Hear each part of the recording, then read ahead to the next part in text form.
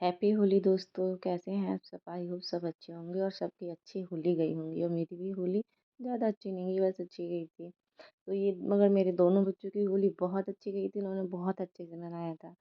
वैसे हम अधिकतर या तो अपने गांव चले जाते थे या मैं अपनी मम्मी के यहाँ चले जाते थे। फर्स्ट टाइम था जो हमने शहर में होली मनाई थी। बच्चों ने बहुत एंजॉय किया था और ये यहाँ पे बच्चों के चाचू लोग थे, वो बहुत एंजॉय कर रहे थे। फिर अब आ गई थी साफ सफाई के बारे में बारी कि होली का एक त्योहार ऐसा होता है कि पहले हम खुद गंदा करते हैं, फिर उसके बाद में हमको सफाई करनी पड़ती है। जैसे दिवाली होती है, पहले हम उसको अच्छे से साफ सफाई करते हैं। लेकिन होली एक ऐसा त्योहार है जिसको हमें बाद में भी साफ करना पड़ता है, पहले भी साफ करना पड़ता है। सफाई करने के बाद में मैंने अपने बच्चों को नहला दिया था। मैं छोटे वाले बेटे को पहले नहला के लेके आई थी। ये मेरा बेटा बहुत जिद्दी है, बहुत परेशान करता, बहुत शैतानी करता है। जब मैं इसे कपड़े लेने गई थी तो ये वहाँ पे इतना रो रहा था कि मुझे 2 जोड़ी कपड़े लेने हैं, 2 जोड़ी कपड़े लेने हैं। फिर ये 2 जोड़ी कपड़े ही लेके आया अपने लिए और नहीं माना। इतना मुझे परेशान कर रहा था। और जूते भी 2 जोड़ी लेके आया था। एक जोड़ी इसकी रखी, जोड़ी ये रखी। और इतना महँगे-महँगे जूते लेके आया। मेरा मेरा बड़ा वाला बेटा एकदम सीधा और एकदम अच्छा है। वो मेरी बात भी सुनता है और वो ज़्यादा जिद भी नहीं करता है। फिलहाल में ये भी 2 पैंटें लेके आया था और इसकी जो शर्ट आई थी पहले वो टाइट थी इसको, तो फिर वो रख दिए, वो वापस करनी है इसको अभी। और ये भी नहा के आ गया था और ये भी तैयार होने लगा था।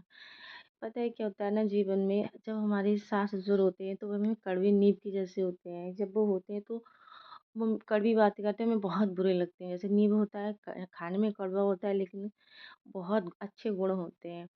ऐसे ही जब मेरे सास-ससुर ज़िंदा थे, मतलब दादी-दादा थे, मेरी सास-ससुर नहीं थे, तो वो मुझे पहले से फ़ोन करते रहते थे, "आ जाओ, बच्चों को लेके कब आओगी? बच्चों को लेके कब आओगी?" लेकिन मैं कहती रहती, ये ऐसे ही करते रहते हैं, जब देखो तो फ़ोन करते रहेंगे, "आ जाओ, आ जाओ।"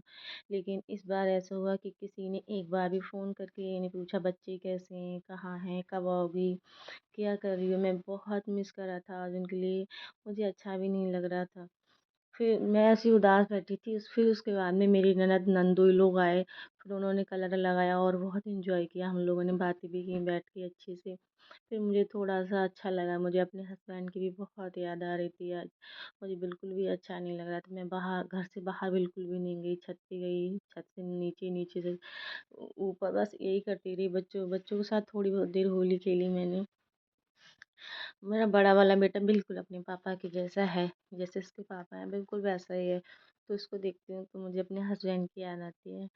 तो फिलहाल में देखते हैं अब आगे क्या होता है। बच्चे भी बहुत मिस कर रहे थे कि मम्मी पापा की याद आ रही है, मम्मी पापा को फ़ोन करके बुला लें क्या। तो मैंने कहा नहीं, जो इंसान अपने आप से खुद नहीं आ सकता उस इंसान को क्या फ़ोन करके बुलाना। मेरा बड़ा वाला बेटा तैयार हो गया, उसको तैयार होने का बहुत शौक है, बिल्कुल लड़कियों के जैसे तैयार होता है। इसके पापा भी ऐसे तैयार होते थे। जब मैं इसको देखती हूँ तो बिल्कुल मेरे को अपने हस्बैंड की बहुत याद आती है। और ये दोनों अपनी जिद कर कर के वॉच लेके आए और चश्मा लेके आए। इन्होंने मेरा इतना पैसा ख़त्म करवाया इस बार, बहुत ज़्यादा पैसे ख़त्म करवाया। इसलिए जब मैं इतना थक जाती हूँ, बहुत थक जाती हूँ काम कर कर के, फिर मैं अपने सोचती हूँ आराम कर लूँ, फिर मैं अपने बच्चों की तरफ देखती हूँ, मैं सोचती हूँ इनको मुझसे कितनी सारी उम्मीदें और ये सारी उम्मीदें मुझे पूरी करनी है, इनकी उम्मीदों पे मुझे खरा उतरना है। तो मैं और दूसरे दिन के लिए और दुगनी मेहनत से अपने काम पे लग जाती हूँ। क्योंकि मैं सिलाई करती हूँ और मैं एक मैं मतलब ब्यूटिशियन भी हूँ, मेरा बुटीक भी है, पार्लर भी है। तो अपने बच्चों के लिए सारा कुछ देना मेरा कर्तव्य है। मैं अपने बच्चों को किसी दूसरे के ऊपर नहीं थोप सकती। ना ही मैं किसी और के ऊपर इनको डाल के जा सकती हूँ। मेरे बच्चे हैं, इनका ध्यान रखना मेरी ज़िम्मेदारी है। ना मैं दूसरी शादी कर सकती हूँ, क्योंकि जो अपना बाप हो जा सकता है, वो कभी किसी का नहीं हो सकता। आज नहीं तो कल, कभी ना कभी तो समझ में आएगा ये मेरे बच्चे हैं और इनको मुझे प्यार करना है। ये मेरे बच्चे हैं, क्योंकि अपना बाप अपना होता है, पराया पराया होता है। कितना भी हमारे लिए कुछ कर ले, लेकिन वो कभी अब बच्चों का नहीं हो सकता। एक औरत का तो वो पति बन सकता है, लेकिन बच्चों का बाप कभी नहीं बन सकता। फिर मैं नहा के आ गई थी, तो ऐसा नहीं था मैंने कपड़े नहीं खरीदे। जिस बार मैंने होली से पहले भी बहुत सारी शॉपिंग की थी और मेरे पास थे कपड़े, साड़ी भी लेके आई थी, लेकिन मेरा बिल्कुल मन ही नहीं हुआ पहनने का। फिर बच्चे बोले मम्मी कुछ खाने के लिए बना लो, क्योंकि सुबह से कुछ नहीं बनाया था। तो फिर मैंने पनीर बनाया, क्योंकि ये बच्चों को पनीर बहुत पसंद है। मैंने कहा पूड़ी बना लूँ, तो इन लोगों ने मना कर दिया था, क्योंकि एक दिन पहले ही हमने पूड़ी कचौड़ी और सब कुछ बनाया था। फिर खाना तब तक बन गया था। खाना बनने के बाद मैंने दोनों को फटाफट से लगा के दे दिए खाना, और दोनों खाना खा के फ्री हो गए थे।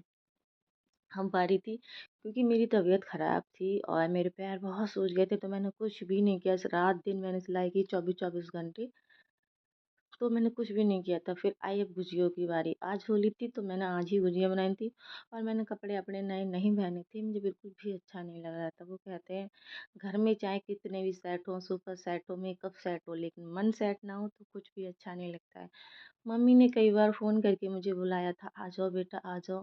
लेकिन बच्चों की खुशी के आगे मेरी खुशी कोई मायने नहीं रखती। मैं अपने बच्चों की खातिर जीती हूँ, और अपने बच्चों की खातिर सब कुछ मैं कुर्बान कर सकती हूँ। फिर मैंने मम्मी को भी मना कर दिया। मैंने कहा मम्मी बच्चों ने मना किया है कि यहाँ से नहीं जाएँगे, हम यहीं होली मनाएँगे इस बार। तो फिर हम लोग नहीं गए। बच्चे अपनी बुआ को बहुत याद कर रहे थे। कह रहे थे मम्मी जब हम गाँव थी तो कविता बुआ थीं और किरण बुआ होती थी, तो कितना अच्छा लगता था, नंदिनी बुआ। तो बस आज के लिए इतना प्यार से बोले हर हर महादेव।